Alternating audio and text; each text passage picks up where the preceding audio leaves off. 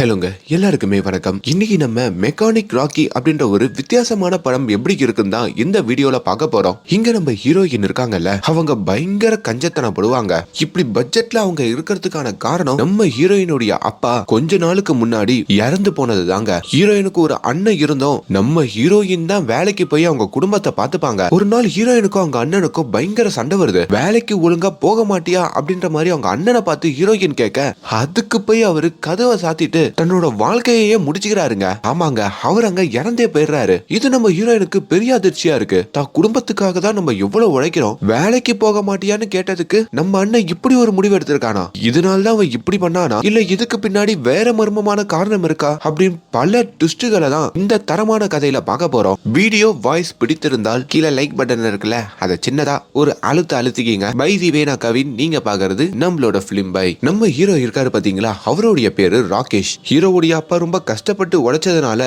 இப்ப அவரு mechanic shed வச்சிருப்பாரு. ஆனா அதை நம்ம ராகேஷ் தான் பாத்துப்பாரு. அதையும் தாண்டி இந்த லைசன்ஸ் வாங்க வர நிறைய பேருக்கு இந்த கார் டிரைவிங் கிளாஸையும் நம்ம ராகேஷ் கத்து கொடுப்பாரு. அப்படிதாங்க மாயான ஒரு பொண்ணு இப்ப ராகேஷ் உடைய மெக்கானிக் ஷெட்டுக்கும் வராங்க. இங்க டிரைவிங் கிளாஸ் கத்து கொடுக்கறதா சொன்னாங்க அப்படின்னு அந்த டிரைவிங் கிளாஸ்லயும் சேர்றாங்க. ஆக்சுவலி மாயா முன்ன ஒரு டிரைவிங் கிளாஸ் போனாங்களாம். அங்க இவங்களால சரியா கத்துக்க முடியலையா, அந்த வண்டியை கொண்டு போய் ஒரு இடத்துல மோதிட்டாங்களாம். இப்ப எப்படின்னா லைசன்ஸ் கிடைக்கணும்னு சொல்லிதான் இந்த கிளாஸ்ல வந்து சேர்றாங்க. தன்னை ஒரு இன்சூரன்ஸ் ஏஜென்ட் அப்படின்ற மாதிரியும், நீங்க எவ்வளவு ஃபீஸ் கேட்டாலும் என்னால கொடுக்க முடியும்ன்ற மாதிரியும் மாயா சொல்றாங்க. அங்க ராகேஷுடைய நண்பரும் பொதுவா நாங்க டிரைவிங் கிளாஸுக்கு 10,000 ரூபாய் வாங்குறது உண்டு அப்படின்னு சொல்லி அவங்க கிட்ட 10,000 ரூபாய் வாங்கி அங்க நம்ம ராகேஷும் வராருங்க. அவங்களுக்கு டிரைவிங் கத்து கொடுக்கவும் ஆரம்பிக்க, டிரைவிங் கிளாஸுக்கு 10,000 ரூபாவா, நான் ஒரு 5 வருஷத்துக்கு முன்னாடி டிரைவிங் கிளாஸுக்கு போகும்போது 2,000 ரூபாய் ஃபீஸ் காட்டினேன். இப்போ ஏரியால என்ன ஃபீஸ் அப்படின்றது தெரிஞ்சா கீழே கமெண்ட்ல சொல்லி விடுங்க, யூஸ்ஃபுல்லா இருக்கும். இப்போ இந்த மாயா பொண்ணு வண்டியை ஓட்ட ரைட் எடுக்க சொன்னா லெஃப்ட் எடுக்கிறாங்க, இண்டிகேட்டர் போற சொன்னா ஆர்ன் அடிக்கிறாங்க. இப்படி ஒரு போராட்டத்தோட தான் ஹீரோவும் வண்டி ஓட்ட கத்து கொடுக்கறாரு. இப்ப மாயா ஓரளவுக்கு ஸ்டடியா வண்டி ஓட்டின உடனே ஹீரோவோ அந்த மாயா கிட்ட தன்னோட வாழ்க்கையில நடந்த ஒரு சுவாரஸ்யமான சம்பவத்தை சொல்றாங்க. அப்படி நம்ம ஹீரோவுடைய தாத்தா இருக்காரு பாத்தீங்களா, அவர் பாக்குறதுக்கு ஹீரோ மாதிரியே இருப்பாருங்க. அவர் ஊருக்குள்ள எல்லாருக்கிட்டையும் வாயிலேயே வம்பிழுப்பாரு. அப்படிதான் ஊருக்குள்ள ஒரு ஜமீன்தார் இருக்காருங்க. அவருக்கு குழந்தை பிறந்திருக்கு. அந்த குழந்தைய பாக்குறதுக்கு ஊன் சாட மாதிரியே இல்லையே, உன் வீட்டுக்கு வந்து போற சாமியா ஜாடையில இருக்கே அப்படின்ற மாதிரி அந்த ஜமீன்தார் முன்னாடியே சொல்லி அவர்கிட்ட வம்பிழுத்து அதுல ஜமீன்தார் காண்டாகி ஹீரோ தாத்தாவை போட்டு தள்ள வருவாரு. அதுல ஹீரோ தாத்தாக்கு கை பறி போயிடுங்க. அதுக்கப்புறம் தான் ஊரை விட்டு ஓடி வந்து இந்த சிட்டில இப்படி ஒரு மெக்கானிக் ஷெட்டை அவர் ஆரம்பிச்சிருப்பாரு. அவருக்கு தெரிஞ்ச சில மெக்கானிக் தொழில தன்னோட பையனான ஹீரோவுடைய அப்பாவுக்கு கத்து கொடுத்திருப்பாரு. ஹீரோ தாத்தா இறக்கும் போது தான் ஹீரோவோ பிறந்திருப்பாரு. ஹீரோ பிறந்த உடனே அவங்க அம்மா இறந்திருந்தாலும் வளர வளர ஹீரோ அவங்க தாத்தாவோட சாடையிலேயே வளர்ந்துருப்பாங்க. நம்ம ஹீரோ அப்பா இருக்காரு பாத்தீங்களா, அவர் சின்ன வயசுல இருந்து தன்னோட அப்பா கிட்ட அடி வாங்கியே வளர்ந்ததுனால ஹீரோ வேற பாக்குறதுக்கு தாப்பா மாதிரியே இருக்கான்னு சொல்லி ஹீரோவை அடிச்சு வளர்ப்பாரு. அண்ட் நம்ம ஹீரோவுடைய அப்பாக்கு காஷ்மீர்ல இருந்து கன்னியாகுமரி வரைக்கும் ஒரு டூர் அடிக்கணும்னு ஒரு ஆசை இருக்குங்க. ஆனா இந்த மெக்கானிக் ஷெட்டை பாத்துக்க வேண்டி இருக்கு. ஒவ்வொரு நாளும் நிறைய வண்டி ரிப்பேருக்கு வரும். இதெல்லாம் விட்டுட்டு அவராலேயே போக முடியாம இதுல மெக்கானிக் ஷெட் வேற அப்பப்போ ஏலத்துக்கு கேட்டு சில பேர் வரதுனால அதெல்லாம் கனவாவே ஹீரோ அப்பாக்கு போயிடுதுங்க. நம்ம ஹீரோ காலேஜ் படிக்கிற சமயத்துல அவருக்கு விஷ்ணுவர்தன் அப்படின்ற ஒரு நண்பன் இருப்பாரு. அந்த நண்பருடைய தங்கச்சி தான் நம்ம ஹீரோயினான பிரியா. அப்படி நண்பரோட தங்கச்சியவே காதலிச்சு ஹீரோ சந்தோஷமா காலேஜ்ல சுத்திக்கிட்டு இருக்க, செமஸ்டர் எக்ஸாம்ல எப்படின்னா பாஸ் ஆகணும்னு சொல்லி ஹீரோ கொஸ்டின் பேப்பர் திருடிடுறாரு. ஆனா அது எங்க ஒளிச்சு வைக்கிறதுன்னு தெரியாம தான் நண்பன் விஷ்ணுவர்தனுடைய பேக்ல ஒளிச்சு வைக்க அவரு சார் கிட்ட மாட்டிக்கிறாரு. இதுல அவங்க தங்கச்சியான பிரியா பயங்கரமா காண்டாகி ஹீரோ கூட சண்டை போட்டு அங்க நம்ம ஹீரோவை பிரேக்கப் பண்ணிட்டு போயிடுறாங்க. அதுக்கப்புறம் நம்ம ஹீரோவுடைய கல்லூரி வாழ்க்கையும் பாதிலேயே முடிஞ்சிருக்கும், காதலும் பாதிலேயே முடிஞ்சிருக்கும். அதுக்கப்புறம் தான் மெக்கானிக் ஷெட்லயே முழு நேரமா வேலைக்கு வந்துட்டேன்ற மாதிரிலாம் அங்க அவரோட கதையை ரொம்ப ஷார்ட் சொல்லி முடிக்க, இப்படிதாங்க ஹீரோவுடைய அப்பா ஒரு நாள் பையன் தான் மெக்கானிக் ஷெட்டை ஃபுல்லா பாத்துக்கிறானே, நம்ம டூர் போயிட்டு வருவோம்னு சொல்லி ஒரு 30,000 ரூபாய் ரெடி பண்ணி காஷ்மீர் டு கன்னியாகுமரி டூருக்கும் பேரை கொடுக்குறாரு. ஆனா அந்த ஏஜென்ட் ஹீரோ அப்பாவை ஏமாத்தி விட்டுறாங்க. இப்போ அடுத்த நாள் டிரைவிங் கிளாஸுக்கு வர மாயாவும் ஹீரோ கிட்ட அதுக்கப்புறம் உங்க காதலி பிரியாவை சந்திக்கலையான்னு கேட்க, ஆக்சுவலி பிரியாவும் கொஞ்ச நாளுக்கு முன்னாடி என்னோட டிரைவிங் கிளாஸ்ல வந்து சேர்ந்தா, அப்ப எங்க விட்டுச்சோ அந்த காதலி எனக்கு மறுபடியும் தொடர்ந்தது. ஆனா அவ காலேஜ்ல இருந்து ரொம்ப மாறி இருந்தா. அவ நடை உடை எல்லாத்துலயும் ஒரு மாற்றம் இருந்தது. அது எல்லாமே ஒரு மர்மத்தையும் கொடுத்தது. அப்படிதான் ஒரு நாள் நான் பிரியாவோட வீட்டுக்கு வந்து அவ தங்கச்சி கிட்ட உங்க அக்காக்கு என்னாச்சுன்னு கேட்கும் போதோ கொஞ்ச நாளுக்கு முன்னாடி வரைக்கும் நல்லா தானே இருந்தா. அப்பதான் ஒரு நாள் திடீர்னு எங்க அப்பாக்கு நெஞ்சு வலி வந்துருச்சு. அதுல எங்க அப்பா இறந்துட்டாருனா. அப்பா இறந்த உடனே குடும்பத்துல பயங்கரமான கடன், பயங்கர கஷ்டம். டிகிரி முடிச்சிட்டு அண்ணனும் வீட்லயே இருந்ததுனால ஃபேமிலியோடைய ரெஸ்பான்சிபிலிட்டி எல்லாத்தையும் எங்க அக்கா இந்த பிரியாவே எடுத்துக்கிட்டா. எங்க அண்ணன் கடைக்கு கூட போக மாட்டான். அவனை வேலைக்கு போக சொல்லி எங்க அக்கா எவ்வளவோ வற்புறுத்தினா. ஆனா அவன் கேட்டபாடு இல்ல. அதுக்கப்புறம் தான் இவ வேலைக்கு போக ஆரம்பிச்சா. அவ உங்க டிரைவிங் கிளாஸுக்கு எதுக்கு வரதா நினைச்சிட்டு இருக்கீங்க? இப்ப புதுசா சேர்ந்திருக்கிற ஒரு கம்பெனில அவங்க கம்பெனி மேனேஜரோட காரை இவ ஓட்டிக்கிட்டு போறதுக்கு தான் இவ்வளவு கஷ்டப்பட்டு தான் அவ இந்த வேலைய பாக்குறா. ஆனா எங்க அண்ணன் எங்க அக்கா சொன்ன ஒரே ஒரு வார்த்தைக்காக இறந்து போயிட்டான்னு சொல்ல இது நம்ம ஹீரோக்கு தூக்கி வாரி போடுது. என்னது, என்னோட நண்பன் விஷ்ணுவர்தன் இறந்துட்டானா? என்னமா சொல்றன்ற மாதிரி கேட்க ஆக்சுவலி நம்ம ஹீரோயின் தன்னோட அண்ணன் வேலைக்கு போவாத நினைச்சு ஒரு நாள் ரொம்ப டிப்ரெஷனுக்கு வந்து குடும்பத்தையும் பாத்துக்க முடியாம கடனும் ஏறி இருக்கிறதுனால ஒரு நாள் அவன் ஃப்ரெண்டோட வெளியே போயிட்டு வரும்போது அவனை கூப்பிட்டு வச்சு பயங்கரமா வாக்குவாதம் பண்ணிக்கிட்டு இருக்காங்க. வேலைக்கு போகிறதுக்கு துப்பு இல்லன்ற மாதிரி பயங்கரமா திட்டி தன்னோட அண்ணனை அறையவே போயிடுறாங்க. இதுல மனசுடைஞ்சு போன பிரியாவோட அண்ணனும் நேரா ரூமுக்கு வந்து கதவை சாத்துறாங்க.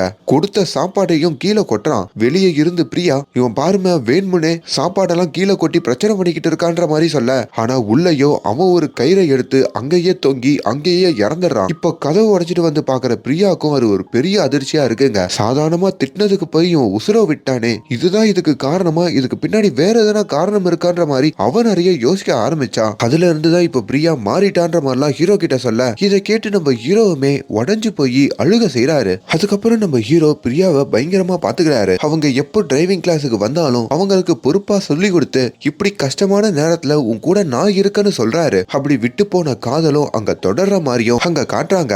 ஹீரோ சொந்தமா சம்பாரிச்சு தன்னோட 50,000 ரூபாய் காசை கொடுத்து காஷ்மீர்ல இருந்து கன்னியாகுமரி வரைக்கும் ட்ரிப்பு போறதுக்கு அவங்க அப்பாவுக்கும் ஒரு டிக்கெட் எடுத்துட்டு வந்து கொடுக்குறாருங்க. அப்படி நைட்டு மெக்கானிக் ஷெட்ல வேலை பார்த்துக்கிட்டே தான் அப்பா கிட்டயும் அந்த சந்தோஷமான விஷயத்த அந்த டிக்கெட்டை கொடுக்க அதை பார்த்து அவங்க அப்பா அதிர்ச்சி அடைகிறாரு. டே மகனே, நீ உருப்பட மாட்டேன்னு நினைச்சேன், நீயாட என்னோட ஆசையை நிறைவேற்றி வைக்கிறேன்ற மாதிரி கேட்டு அந்த அதிர்ச்சியிலேயே ஒரு சிரிச்ச மேனிக்கு உக்கார இப்ப கதையை கேட்டுட்டு இருந்த மாயாவும் அப்ப உங்க அப்பாக்கு என்னாச்சுன்ற மாதிரி கேட்க எங்க அப்பா அந்த சந்தோஷத்திலேயே போய் சேர்ந்துட்டாரு. ஆமா, எங்க அப்பா இறந்துட்டாருன்ற மாதிரி சொல்ல இதுல மாயா ஒரு மாதிரி உடஞ்சு போறாங்க. அங்க நம்ம ஹீரோவையும் சமாதானப்படுத்துறாங்க. ஹீரோவுடைய அப்பா எப்போ இறந்தாரோ அடுத்த நாளே ஹீரோவுடைய மெக்கானிக் ஷெட்டுக்கு பிரச்சனை வருதுங்க. கவர்மெண்ட்ல இருந்து சில அதிகாரிகள்லாம் வந்து ஹீரோவோட மெக்கானிக் ஷெட் கவர்மெண்ட்டுடைய ப்ராப்பர்ட்டி, நீங்க கவர்மெண்ட்டுடைய நிலத்தை அபகரிச்சிருக்கீங்க அப்படின்னு சொல்லி அதை இழுத்து பூட்டி சீல் வைக்கவும் செய்யறாங்க. ஹீரோங்க எவ்வளவோ போராடி பாக்குறாருங்க. அப்பயும் அவருக்கு நீதி கிடைக்கல. அப்பதான் அந்த இடத்துக்கு ராம்கி அப்படின்ற மாதிரி ஒருத்தர் வராரு. அவரு ஒரு அரசியல் பிரமுகர். டப்பு டப்புன்னு இந்த ப்ராப்பர்ட்டியை இடிக்கிற வேலையை பார்த்துட்டு இதை கைமாத்தி விடுங்கப்பா அப்படின்ற மாதிரியும் அங்க வந்து சொல்ல இப்ப நம்ம ஹீரோக்கு என்ன பண்றதுன்னு புரியாம அந்த ராம்கி காலில் விழுந்து கெஞ்சறாருங்க. என்னப்பா பண்றது, பேப்பர்ஸ்லாம் அப்படிதான் இருக்கு. இந்த ப்ராப்பர்ட்டியை ஒருத்தர் 20 லட்சம் ரூபாய்க்கு எங்க கிட்ட இருந்து வாங்கிக்கிறான்னு சொல்லியிருக்காரு. ஒருவேளை உன்கிட்ட 40 லட்சம் ரூபாய் இருந்தா நீ என்கிட்ட கமிஷனா கொடு, இந்த ப்ராப்பர்ட்டியை உனக்கே மொத்தமா ஒப்படைச்சிடுறேன் அப்படின்ற மாதிரி அந்த ராம்கியோ ஹீரோ கிட்ட சொல்ல ஹீரோவுமே எனக்கு 10 நாள் மட்டும் டைம் கொடுங்க, நான் எப்படின்னா 20 லட்சத்தை ரெடி பண்ணி காட்டுறேன் அப்படின்ற மாதிரியும் சொல்றாரு. அப்படி நம்ம ஹீரோ அந்த 10 நாள் நிறைய கஷ்டப்படுறாருங்க. அவ்வளவு கஷ்டப்பட்டும் அவரால் 10 லட்சம் ரூபாய் தான் ரெடி பண்ண முடியுது. அவரோட கஷ்டங்களையும் இந்த மாயா கிட்ட சொல்றாரு. இப்ப அந்த 10வது நாள் வர ஹீரோவுடைய மெக்கானிக் ஷெட்டையும் ஹீரோ காசு கொடுக்கலன்னு சொல்லி அந்த அரசியல் பிரமுகர் ஜேசிபியை வச்சு இடிக்க வராரு. அவர்கிட்டயும் என்கிட்ட 10 லட்சம் ரூபாய் இருக்கு, இன்னும் 2 வாரத்துல மொத்த காசையும் கொடுக்கறேன் அப்படின்னு ரொம்ப கெஞ்ச நான் சொன்ன வாக்க எப்பவுமே காப்பாத்துறவன், டைமுக்கு காசு கொடுக்கலன்னா எனக்கு பிடிக்காது, 10 லட்சம் ரூபாய் வச்சுக்கிட்டு நான் என்ன பண்றது, ஆல்ரெடி இந்த இடத்த வாங்குறேன்னு சொன்னவன் 25 லட்சம் கொடுக்கறேன்ட்டான். டே ஜேசிபி இடிக்கிற வேலையை பாடுறா அப்படின்ற மாதிரி சொல்ல மெக்கானிக் ஷெட்டோட காம்பவுண்ட் எல்லாம் ஜேசிபியை வச்சு இடிக்க அதே வேலையில இந்த மாயா இன்சூரன்ஸ்ல தானே வேலை பார்ப்பாங்க. அப்படி அவங்க இன்சூரன்ஸ்லயும் ஒரு முக்கியமான டாக்குமெண்ட்டை பார்த்துட்டு ஹீரோக்கு தொடர்ந்து கால் பண்ணிக்கிட்டே இருக்காங்க. ஹீரோ போனை கட் பண்ணாலும் ஒரு கட்டத்துல எடுத்து உனக்கு என்னதான் பிரச்சனை மாயான்ற மாதிரி கேட்க டேய் உங்க அப்பா 2 கோடி ரூபாய்க்கு இன்சூரன்ஸ் எடுத்திருக்காரா, அது லைஃப் இன்சூரன்ஸ் அப்படின்றதுனால இப்ப உங்க அப்பா இறந்து போனதுனால அந்த பணம் உனக்கு தான் வரப்போகுது, உன் பிரச்சனை எல்லாம் தீர போகுதுன்னு சொல்ல இப்ப ஹீரோவும் போனை லவுட் ஸ்பீக்கர்ல போடுறாரு. இந்த விஷயத்த அங்க உட்காந்து இருக்கிற அரசியல் பிரமுகரும் கேட்க இப்ப ஹீரோவும் அவர்கிட்ட சார் கேட்டீங்களா, 1 வாரத்துல இன்சூரன்ஸ் காசு வந்துடும், அதுல 40 லட்சம் ரூபாய் உங்ககிட்ட கொடுத்துடுறேன், தயவு செஞ்சு எனக்கு டைம் கொடுங்கன்னு சொல்ல இப்போ அவரும் 1 வாரம் டைம் கொடுத்துட்டு அங்க இருந்து போறாரு. இதுக்கப்புறம் தாங்க நீங்க நினைச்சு கூட பார்க்காத பல ட்விஸ்டுகள் வரப்போகுது. இப்ப மாயாவும் அந்த இன்சூரன்ஸ் டாக்குமெண்ட்லாம் எடுத்துக்கிட்டு ஹீரோவுடைய மெக்கானிக் ஷெட்டுக்கு வராங்க. டேய் போன் பண்ணா நான் சொல்ல வரத முழுசா கேட்க மாட்டியா, உன் இன்சூரன்ஸ்ல ஒரு பிரச்சனை இருக்கு, என்ன பிரச்சனை? உன் பேர் என்ன? ராகேஷ். ஆனா இந்த இன்சூரன்ஸ் அமௌண்ட் உங்க அப்பா இறந்ததுக்கு அப்புறம் ராஜேஷ் அப்படின்ற ஒருத்தர் பேர்ல தான் போகுன்ற மாதிரி எழுதி வச்சிருக்காரு. யாருதான் அந்த ராஜேஷ்ன்ற மாதிரி கேட்க அப்பதான் ஹீரோக்கும் ஒரு சந்தேகம் வருது. ஆஹா, எங்க அப்பா எதனா சின்ன வீடு வச்சிருக்காரா, அதுக்கு பிறந்த பையன் ராஜேஷா அப்படின்னு தலையில கை வச்சுக்கிட்டு உட்கார்றாரு. இப்ப மாயாவும் டீட்டெயிலா அந்த இன்சூரன்ஸ் டாக்குமெண்ட் எல்லாம் பார்க்க அப்பதான் அவங்களுக்கு ஒரு ஐடியா வருதுங்க. ஆக்சுவலி உங்க அப்பா இந்த இன்சூரன்ஸ் ஃபைல் பண்றப்போ ராகேஷ் என்ற மாதிரி உன்னோட பேர் கொடுக்கும் போது தான் ஒரு ஸ்பெல்லிங் மிஸ்டேக் ஆகி ராஜேஷ் என்ற மாதிரி மாறி இருக்கு. அதனாலதான் இப்ப நம்மளுக்கு பிரச்சனையும் அப்படின்னு சொல்ல உடனே நம்ம ஹீரோவும் அப்ப ஜே இருக்கிற இடத்துல கேனு மாத்தி எனக்கு அந்த 2 கோடி ரூபாய் கொடுக்க வேண்டியதானன்ற மாதிரி கேட்க அப்படியெல்லாம் இன்சூரன்ஸ் கம்பெனில பண்ண மாட்டாங்க. நாமினி பேரு கரெக்டா இருக்கணும், இல்லனா உனக்கு காசு வராது. மேடம் உங்களுக்கே தெரியும்ல எனக்கு எவ்வளவு கடன் இருக்கு, இது தெரிஞ்சு வேற அந்த ரவுடி பைய கிட்ட காசை கொடுத்துறேன்னு வேற சொல்லிட்டேன், என்னை எப்படின்னா காப்பாத்துங்கன்ற மாதிரியும் கெஞ்சி கேட்க இப்ப மாயாவும் கொஞ்சம் யோசிச்சு பார்த்துட்டு எனக்கு கார் ஓட்ட கத்து கொடுத்தேன்றதுனால இந்த ஹெல்ப்பா பண்றேன், என்னோட மேனேஜருக்கு கால் பண்றேன் அப்படின்னு சொல்லி மேனேஜரையும் அங்க வர சொல்றாங்க. அந்த மேனேஜர் இருக்கான் பாத்தீங்களா, அவன் எப்ப பார்த்தாலும் இந்த மாயா மேல வலிஞ்சுக்கிட்டே இருப்பாங்க. பட் இருந்தும் ஹீரோக்கு ஹெல்ப் பண்ணி ஆகணும்னு சொல்லி தான் வர சொல்லியிருக்காங்க. வந்து கூட அவன் மாயாவே குறுகுறுன்னு பாக்குறான். சார் பார்த்தத போதும் விஷயத்த சொல்லுங்கன்ற மாதிரி ஹீரோ கேட்கும் போதோ தம்பி ஒரு ஸ்பெல்லிங் மாறினாலும் ஏன் ஒரு டாட் குறுக்கால வந்தா கூட இன்சூரன்ஸ் கிளைம் ஆகாதுப்பா, இதெல்லாம் மாத்திரம்னா பெரிய ப்ராசஸ், அதெல்லாம் திருட்டு கேஸுக்குள்ள போயிடுவோம், அவ்வளவுதான் இன்சூரன்ஸ் கிடைக்காதுன்னு சொல்ல இதெல்லாம் குறுக்கு வழியாச்சும் யோசிங்க சார்ன்ற மாதிரி அங்க மாயா ஹீரோக்காக சப்போர்ட் பண்றாங்க. என்னமா நீ வேற எவ்வளவு கேக்குறியாமா அப்படின்னு கொஞ்சம் அந்த மேனேஜர் யோசிச்சு பார்த்துட்டு எனக்கு ஒரு 5 லட்சம் ரூபாய் ரெடி பண்ணி கொடு, நான் இந்த எல்லா கரெக்ஷனையும் கொடுக்க வேண்டியவங்களுக்கு காசு கொடுத்து மாத்துறேன் அப்படின்ற மாதிரியும் சொல்ல இப்ப ஹீரோக்கு 5 லட்சம் ரூபாய் ரெடி பண்றதுக்கு என்ன பண்றதுன்னு புரியலைங்க. அவர் காசுக்காக அலைஞ்சிக்கிட்டு இருக்கும் போதுதான் அங்க அவர் காதலியான பிரியா வந்து நிக்கிறாங்க. அவங்க நகையெல்லாம் அங்க அடமானம் வச்சு அவங்க கஷ்டப்பட்டு சம்பாரிச்ச 5 லட்சம் ரூபாவை அவங்க அக்கௌண்ட்ல இருந்து எடுத்து ஹீரோ கிட்ட கொடுக்குறாங்க. அப்படி ராத்திரி ஹீரோ மாயாக்கு கால் பண்ணி அவங்க மேனேஜரை பார்த்து இந்த 5 லட்சம் ரூபாவையும் கொடுக்க உங்களை நம்பிதான் சார் கொடுக்குறேன், எப்படின்னா என்ன காப்பாத்தினுங்க சார்ன்ற மாதிரியும் அனுப்புறாரு. அடுத்த நாள் காலையில மாயாவும் ஹீரோவுடைய மெக்கானிக் ஷெட்டுக்கு வர மூஞ்ச சோகமா வச்சுக்கிட்டு அந்த இன்சூரன்ஸ் டாக்குமெண்ட்டையும் எடுத்துட்டு வந்து கொடுக்குறாங்க. என்னாச்சுன்னு கேட்கும் போதோ எல்லாமே சக்சஸ் ஆயிடுச்சு, நாமினி பேரை மாத்தியாச்சு, ராகேஷ் இவன் பேருக்கே மாத்தியாச்சுடான்னு சொல்ல அவ்வளவுதாங்க. ஹீரோக்கு அப்படி ஒரு சந்தோஷம் அவரை கையில பிடிக்க முடியல. அதே வேலையில தான் மொட்டை அடிச்சுக்கிட்டு ஒரு மொட்டை போலீஸ் இருக்காருங்க. அவரையும் காட்டுறாங்க. அவருக்கு ஒரு தகவல் வருது. அப்படி அந்த தகவலை கேட்டு நேரா இந்த மாயாவுடைய மேனேஜரோட வீட்டுக்கும் போறாரு. அங்க அவரை போட்டு பயங்கரமா அடிக்கிறாரு. மாயாக்கு போன் கால் வருது. மாயா பயங்கரமா ஷாக் ஆகுறாங்க. இப்ப நம்ம ஹீரோவை கூப்பிட்டுக்கிட்டோம் மாயா ஒரு ஃபேக்டரிக்கு போறாங்க. அங்க அந்த போலீஸ்காரரு மாயாவோட மேனேஜரை போட்டு அடிச்சிருக்க அங்க நம்ம ஹீரோ வந்ததும் ஏண்டா இன்சூரன்ஸ் மோசடியா பண்ண பாக்குறீங்க, எவ்வளோடா உன்னோட மொத்த அமௌண்ட்ன்ற மாதிரி கேட்க 2 கோடி ரூபாய்ன்ற மாதிரி ஹீரோ சொல்றாரு. இதுக்கு மட்டும் உங்க 3 பேரையும் அரெஸ்ட் பண்ணனா 7 வருஷம் உள்ள இருக்க வேண்டியிருக்கும், என்ன பண்ணவான்ற மாதிரி அந்த போலீஸ்காரரும் கேக்குறாரு. இப்ப இவங்க 3 பேருக்கும் பயங்கர பயங்க. அப்பதான் அங்க மாயாவுமே போலீஸ் கிட்ட எவ்வளவு வேணும்னு கேட்க ஹீரோ கொஞ்சம் ஷாக் ஆகுறாரு. நீ கம்முனுறா, நம்ம மேல தப்பு இருக்குன்னு தெரிஞ்சா இந்த போலீஸ்காரன் நம்மள ஸ்டேஷனுக்கு கூட்டு போயிருக்கணும், ஒதுக்குப்புறமா கூட்டு வரானா பேரம் பேசுறதுக்கு தானே, உங்களுக்கு எவ்வளவு சார் வேணும்ன்ற மாதிரி திரும்பி கேக்குறாங்க.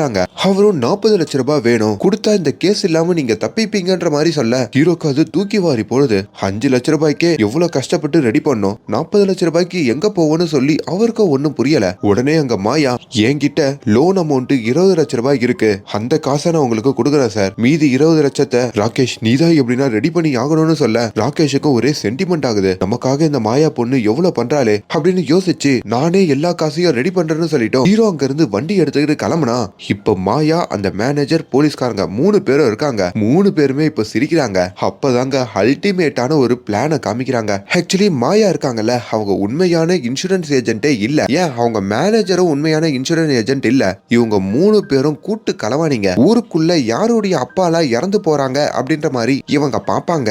அதுக்கப்புறம் அந்த குடும்பத்தை டார்கெட் பண்ணி அந்த குடும்பத்துல இருக்கிற பசங்க கிட்ட உங்க அப்பா எவ்வளவு காசுக்கு இன்சூரன்ஸ் போட்டிருக்காங்கன்னு சொல்லி, ஆனா அந்த இன்சூரன்ஸ் உங்க பேர்ல இல்ல வேற ஒரு பேர்ல ஸ்பெல்லிங் மிஸ்டேக் ஆயிருக்கு, கிடைக்கலன்னா 5 லட்சம் ரூபாய் 10 லட்சம் ரூபாய்ன்ற மாதிரி அவங்க கிட்ட வாங்கிட்டு அதுக்கப்புறம் இந்த போலீஸ்காரரை விட்டு இது மாதிரி பிளே பண்ண வச்சு அந்த காசையும் வாங்கிக்கிட்டு மொத்தமா காணாம போயிடுவாங்க. இது வரைக்கும் இப்படி பல கோடிகளை இவங்க ஆட்டைய போட்டிருக்காங்க. அப்படிதான் ஹீரோவுடைய அப்பாவோ இறந்திருக்கிறத மாயா கவனிச்சிருப்பாங்க. ஹீரோவுடைய கேரேஜ் வேற பெருசா இருக்கிறதுனால ஹீரோவை ஒரு பக்கமா இருந்து நோட் பண்ணி அதுக்கப்புறம் தான் ஹீரோ கூட டிரைவிங் கிளாஸ் சேர்ந்து ஹீரோவோட கதைகளை தெரிஞ்சுக்கிட்டு இப்ப இந்த எல்லா பிளேவையும் பண்ணிக்கிட்டு இருப்பாங்க. ஆனா பாவங்க இங்க நம்ம ராகேஷ் இதை எதையுமே தெரியாம இங்க காசுக்காக பல கஷ்டங்கள் படுறாரு. ஒவ்வொரு நபரா கால் பண்ணி பணம் கேட்கிறாரு. ஆனா யாருமே கொடுக்க முன் வரல. இன்னொரு பக்கம் அந்த அரசியல் பிரமுகர் வேற நான் சொன்ன தேதி இன்னும் ஒரு நாள்ல வர வரப்போகுது, அதுக்குள்ள நீ இன்சூரன்ஸ் காசை கொடுத்தாகணும்ன்ற மாதிரிலாம் மிரட்ட. அப்படிதான் ஒரு நாள் ஹீரோவுடைய மெக்கானிக் ஷெட்டுக்கு இந்த மாயாவுடைய அடியால அந்த போலீஸ்காரர் வராருங்க. என்னையா காசு ரெடி பண்ணிட்டியா, 40 லட்சம் ரூபாய் எங்கன்ற மாதிரி கேட்க, ஆனா ஹீரோ மெக்கானிக் ஷெட்ல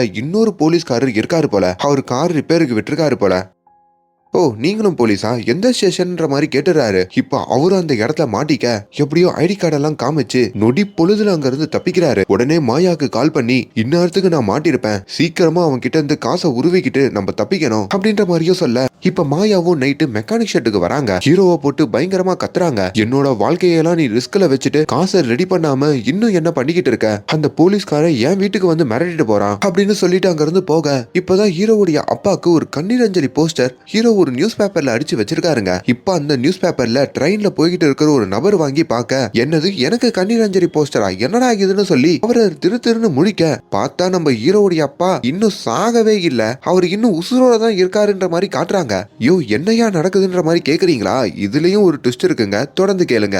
நம்ம ஹீரோ இருக்காரு பாத்தீங்களா, அவரு பிரியா கூட பேசிக்கிட்டே இப்ப ஒரு மெக்கானிக் ஷெட்டுக்கு வர, அங்க நம்ம ஹீரோவுடைய அப்பாவும் வந்து நிக்கிறாரு. அட பாவி, நான் உழைச்ச காசை எடுத்துக்கிட்டேன், மெக்கானிக் ஷெட்டை எடுத்துக்கிட்டேன், இப்ப என் உசுரையும் எடுத்துக்கிட்டு என்னடா நாடகம் ஆடிக்கிட்டு இருக்கன்ற மாதிரி கேட்க, நான் இது எல்லாம் பண்றதுக்கும் ஒரு முக்கியமான காரணம் இருக்கு, அதுக்கு பின்னாடி ஒரு உசுறு இருக்கு அப்படின்ற மாதிரியும் அப்பதான் நம்ம ஹீரோ உண்மையா சொல்றாரு. ஆக்சுவலி நம்ம ஹீரோவுடைய காதலி பிரியா இருப்பாங்கல்ல, அவங்க அண்ணனுடைய இறப்புக்கு பின்னாடி ஒரு பெரிய மோசடி இருந்திருக்குங்க. அதாவது பிரியாவுடைய அண்ணன் இறக்கிறதுக்கு முன்னாடி வீட்டுல இருந்த பணங்கள் நகைகள்லாம் காணாம போயிருக்கு. அதெல்லாம் பிரியா தெரிஞ்சுப்பாங்க. அந்த நகை எங்கன்னு கேட்கும் போதுதான் அந்த சண்டையில தான் அவங்க அண்ணன் அவன் வாழ்க்கையை அவனே முடிச்சுப்பான். அதுக்கப்புறம் அவன் சிஸ்டத்தெல்லாம் நோண்டி பார்க்கும் போதோ அதுல ஏதோ இன்சூரன்ஸ் தொடர்பா சில தகவல்கள் இருக்கும். அதுக்கப்புறம் பிரியா அவங்க அண்ணனுடைய ஃப்ரெண்டு கிட்ட கேட்கும் போது தான் அவர் உண்மையை சொல்லுவாரு. ஆக்சுவலி பிரியாவோட அண்ணனுக்கு இதே மாயாவுடைய கும்பல் கால் பண்ணிருக்கோம். கொஞ்ச நாளுக்கு முன்னாடி தான் உங்க அப்பா இறந்தாரா? ஆமாங்க, அப்ப உங்க பேர்ல 50 லட்சம் ரூபாய்க்கு உங்க அப்பா ஒரு லைஃப் இன்சூரன்ஸ் போட்டிருக்காரு, நீங்க தானே அவர் பையன் விஷ்ணுவர்தன்ற மாதிரி கேட்க,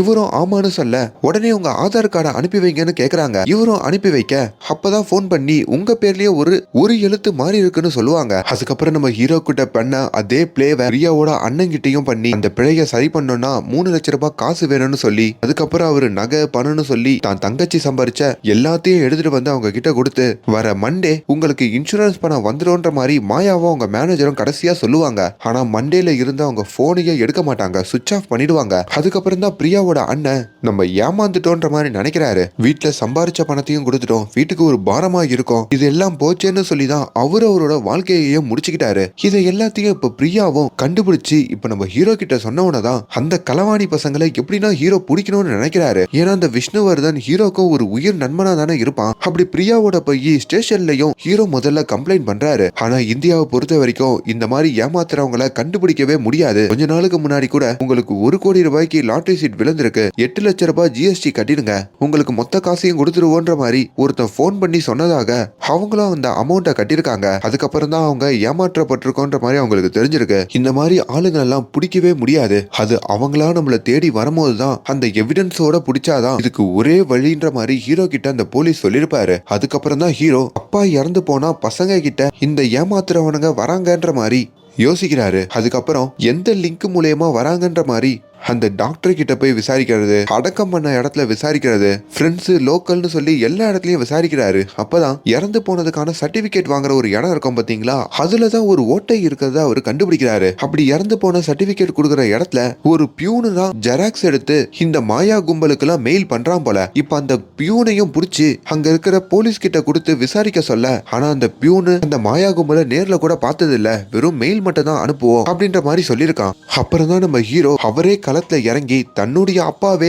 இறந்து போன மாதிரி காட்டிப்போம், கண்டிப்பா நம்மள தேடி வருவான், அதே மாதிரி நம்மளுக்கும் கடன் இருக்கிற மாதிரி காட்டிப்போன்னு சொல்லி அந்த அரசியல் பிரமுகரை ஹீரோ தான் வந்து பார்த்திருப்பாரு. ஆக்சுவலி இந்த அரசியல் பிரமுகருடைய அப்பா யாரு தெரியுமா, நம்ம ஹீரோவுடைய தாத்தா இருக்காரு. அவரு கூட இந்த குழந்தை உங்க ஜாடையில இல்லன்னு ஒரு ஜமீன்தார் கிட்ட சொல்லியிருப்பாரு. அந்த ஜமீன்தாரோட பையன் தான் இந்த அரசியல் பிரமுகருங்க. உங்க தாத்தா அப்படி சொன்னதுனால தான் எங்க அப்பாவுக்கு கோவம் வந்து குடும்பத்தோட எங்களை கூப்பிட்டுட்டு டவுனுக்கு வந்து இந்த அளவுக்கு வளர்ந்துருக்கோம், அதனால உனக்கு நான் எப்பவுமே சப்போர்ட் பண்ணுவேன், நான் என்ன நடிக்கணும்ன்ற மாதிரி கேட்க, அதுக்கப்புறம் தான் ஹீரோ அவருக்கும் கத்து கொடுத்து என்னுடைய மெக்கானிக் ஷெட்டு கவர்மெண்ட் பேர்ல இருக்குன்ற மாதிரி சீல் வைக்கிற மாதிரி நடிங்க, அப்புறம் காசு வேணும் 40 லட்சம் ரூபாய் அப்படின்ற மாதிரி என்ன மிரட்டுங்க, இதெல்லாம் வெளியே நல்லா கேட்கிற மாதிரி மிரட்டுங்க, கண்டிப்பா அந்த இன்சூரன்ஸ் ஆளு என்ன தேடி வருவான்ற மாதிரி சொல்ல, அப்பதான் ஹீரோவுடைய டிரைவிங் கிளாஸுக்கு இந்த மாயா இன்சூரன்ஸ் ஏஜென்ட்னு சொல்லி வந்து சேர்ந்திருப்பாங்க. மாயா கிட்ட ஹீரோ நல்லா பேசி இந்த மாயா ஒவ்வொரு பிளான் பண்ணி ஹீரோவை மாட்ட வைக்கணும்னு பாப்பாங்கல்ல, அந்த எல்லாமே நம்ம ஹீரோக்கும் தெரியுங்க. தெரிஞ்சோ மாயா கிட்ட பயப்படுற மாதிரி நடிச்சு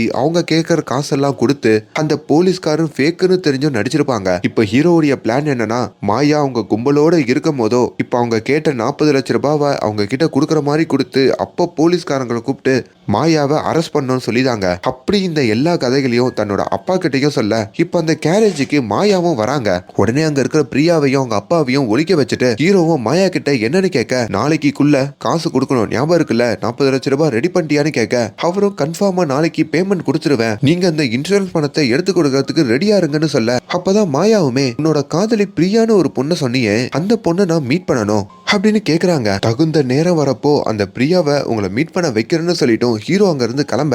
அப்படி அடுத்த நாள் ஆகுதுங்க. நம்ம ஹீரோவும் போலீஸுக்கெல்லாம் இன்ஃபார்ம் பண்ணிட்டு இப்ப நான் அந்த மாயாக்கு காசு கொடுக்க போறேன், அங்க அந்த 3 பேர் வருவாங்க, அப்படி அவங்கள கையங்காலமா புடிச்சிருங்கன்னு சொல்ல, அப்படி ஃபேக்கான அமௌண்ட்டை ஒரு பையில போட்டும் ஹீரோ கொண்டு போறாரு. அதே வேலையில தன்னோட அப்பாவையும் வீட்லயே இரு, நீ வெளியே வந்தா கண்டிப்பா சொதப்பிக்குன்ற மாதிரியும் சொல்லிட்டு போறாரு. ஆனா ஹீரோடைய அப்பா சும்மா இல்லையே, அவர் ஆல்ரெடி இந்த டூர் ஏஜென்ட்டுக்கு காசு கொடுத்து ஏமாந்துருப்பார்ல, அந்த டூர் ஏஜென்ட் பாத்துறாரு. அப்படி அவரை துரத்துக்கிட்டே வர இப்ப ஹீரோவும் அந்த மாயா முன்னாடியும் அந்த மேனேஜர் முன்னாடியும் அந்த போலீஸ்காரருக்கு 40 லட்சம் ரூபாய் கொடுக்க, அப்ப அந்த இடத்துக்கு ஹீரோவுடைய அப்பா ஓடி வந்துடுறாரு. அதை பாக்குற மாயாவும் அவங்களோட கூட்டாளிகளும் இவன் தான் ஏதோ பிளான் பண்ணிருக்கான், நம்ம ஆபத்துல இருக்கோம் தப்பிச்சிருவோம்னு சொல்லிட்டோம் அவங்க அங்க இருந்து தப்பிக்க இப்ப அங்க ஒரு பெரிய சேசிங்க. அத்தோட முடிவுல இப்ப அவங்க 3 பேரையுமே போலீஸ்காரங்க வந்து அரெஸ்ட் பண்றாங்க. அப்படி மாயா அவங்க 3 கூட்டாளிகளை சட்டத்தின் முன்னாடி நிப்பாட்டிட்டு இந்த மாதிரியான திருட்டுத்தனம் பண்ற எல்லாருக்கும் இதுதான் முடிவுன்ற மாதிரி சொல்ல, மாயாவோட முகத்துல ஆடலைங்க. நீ என் காதலிய மீட் பண்ணனு சொல்லல,